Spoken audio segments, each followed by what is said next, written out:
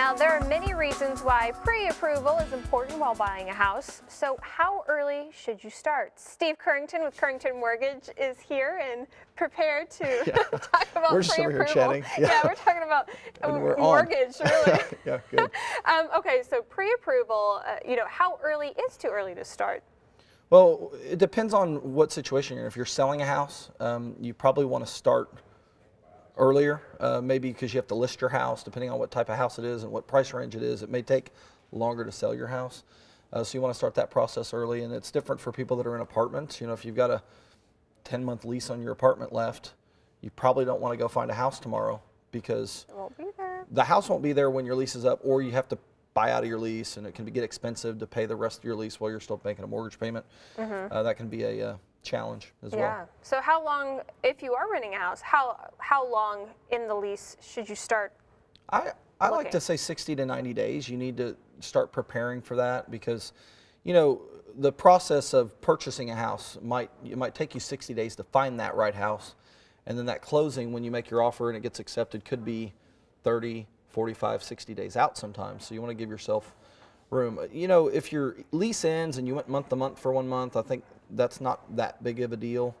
But what you don't want is your lease to end in June and your lease to end in June, but you close on your house in March and you're paying a mortgage payment and a rent payment for 3 or 4 more months. Right. Yeah. So it's just a lot of money. And what about credit?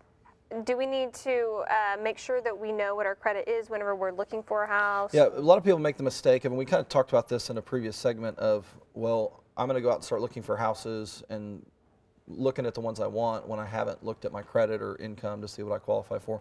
So that's part of it. But then people that have credit issues, they've had maybe a bankruptcy or they've had late payments or they've had stuff like that. You want to make sure you get that checked out early. It may be that you look at it and you're planning on buying in 12 months, you look at it and everything's fine, just keep doing what you're doing. But you might need help with your credit. You might need to establish credit, get bad stuff off, and your lender can help you get that done if they have time. If you come to me today and you want to buy tomorrow and you have credit issues, you're not giving me much room to help you. So do you have any places that you recommend people go to find out what their credit score is? You can go to annualcreditreport.com and everybody can get their own free credit report once a year. If you've been denied for a job or for a credit card or credit, you can get a free copy. But it doesn't give you a mortgage score. The credit reporting agencies have become pretty smart about what type of credit you're applying for. So the best way to find that out is to call a lender. Put in a mortgage application because the score we get for a mortgage might be different than what you're going to get as a consumer. Okay. And we talked about that, I think, a few months ago. They called it a FACO score, that score that you get, remember? Yes.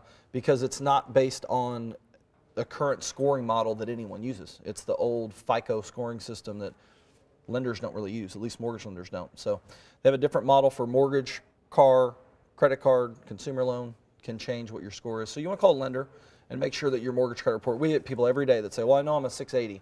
Well, how? Well, I pulled it online through where, well, you need to apply and we need to really see what your score is because it may be that it is a 680, but it very well could be a 550. So you need to find that out early in the process. So and we were talking about this actually before we were on camera about how things have changed so much with buying houses and mortgages and, what should people expect when they're coming in to buy their first house? Well, the first house or second house or fifth, we have people that haven't bought a house in 3 or 4 years, expect to provide a lot of paperwork to your lender. It's frustrating for us, but we were talking about with people every day that are like, why do I have to give this? They want to be able to walk in and say, I have an 800 credit score and I own all this property and I'm qualified and I have my own business and you should just give me the money. We will. It just takes more documentation now. So be prepared for your lender to ask for stuff and be patient because we're going to ask for stuff that you're going to say, what? Why do you need that? And we said the same thing. Look, we need it. We wouldn't ask for it. We're not messing with you. It's not just like our fun thing to do. Ha ha ha. We got them to provide that. So just be prepared. Be prepared to give lots of everything. Okay. Yep. Sounds good. All right, Thank you thanks. so much, Good to see you again. Steve.